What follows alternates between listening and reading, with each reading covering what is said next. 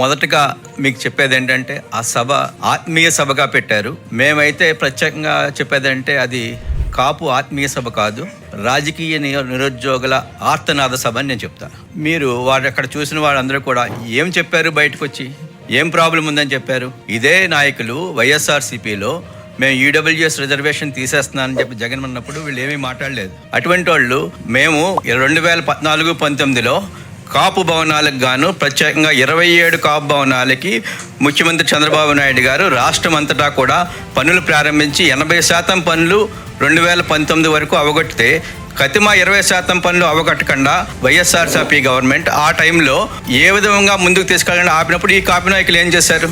ఈరోజు వీళ్ళందరూ వచ్చి మేము కాపులకి సరిగ్గా జరగట్లేదు అంటానికి కారణం ఏంటంటే వారు రాజకీయంగా ఏదో లబ్ధి పొందాలనే ఉద్దేశంతో చేస్తుంది తప్ప ఇది పర్టికులర్గా ఏదో కాపుల మీద ప్రేమతో చేసింది కాదని చెప్పి మేము చెప్తున్నాం.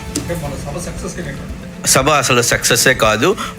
వాళ్ళు వచ్చి బయటకు వచ్చి ఏం చెప్పగలిగారండి? ఇప్పుడు అదే జగన్మోహన్ రెడ్డి కాకినాడ జిల్లా నడిబడ్డులో కాపులు ఎందుకు పనిచేయరు, కాపులకు ఏ విధమైన రిజర్వేషన్ అక్కర్లేదని బహిరంగ ప్రకటించాడు ఆ రోజు ఎలక్షన్ ముందు. ఆ రోజు ఏం చేశారు వీళ్ళందరూ? ఈవేళ వాళ్ళు వచ్చి ఏదో జరుగుతుందంటే ఇప్పుడు ప్రతి చిన్న విషయాన్ని రాజకీయం. మొన్న ఎవరో చనిపోతే రాజకీయం.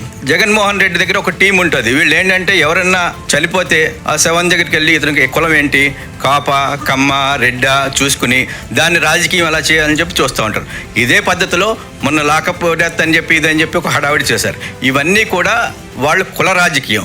మీకు పర్టికులర్గా చెప్పాలంటే ఇదే త్రిమూర్తులు కోనసీమలో 2 కులాల మధ్య ప్రశాంతంగా ఉన్న కోనసీమలో జగన్మోహన్ రెడ్డి చుచ్చు పెడితే ఈ త్రిమూర్తులు ఆ రోజు ఏం మాట్లాడలేదు. 160 మంది కాపుల్ని అరెస్ట్ చేశారు ఆ రోజున. ఆ రోజు ఈ త్రిమూర్తులు వైఎస్ఆర్సీపీలో ఉన్నారు కదా, ఆ 160 మంది గురించి ఏమన్నా పోరాడా? ఈవేళ కోనసీమలో అతను కాపు సభ పెట్టమనేది సిగ్గుచేటు. సార్ ఆయన కూడా చెప్పింది ఏంటంటే నేరస్తులకి, నేరం చేసిన వాళ్ళకి, మానభంగాలు చేసిన వాళ్ళకి, మర్డర్లు చేసిన వాళ్ళకి కులం రంగు పొలవద్దని చెప్పారు. ఆయన రౌడీజం చేయొద్దని చెప్పారు. అంతే తప్ప ఆయన చెప్పిన దాన్ని వీళ్ళు వక్రీకరించి వేరే విధంగా మాట్లాడటం, మేము ఆ కులం వాడు చచ్చిపోయాడు కాబట్టి ఇది చేయటం అన్నది టోటల్గా వాళ్ళ విధానమే రాంగు. Thank you.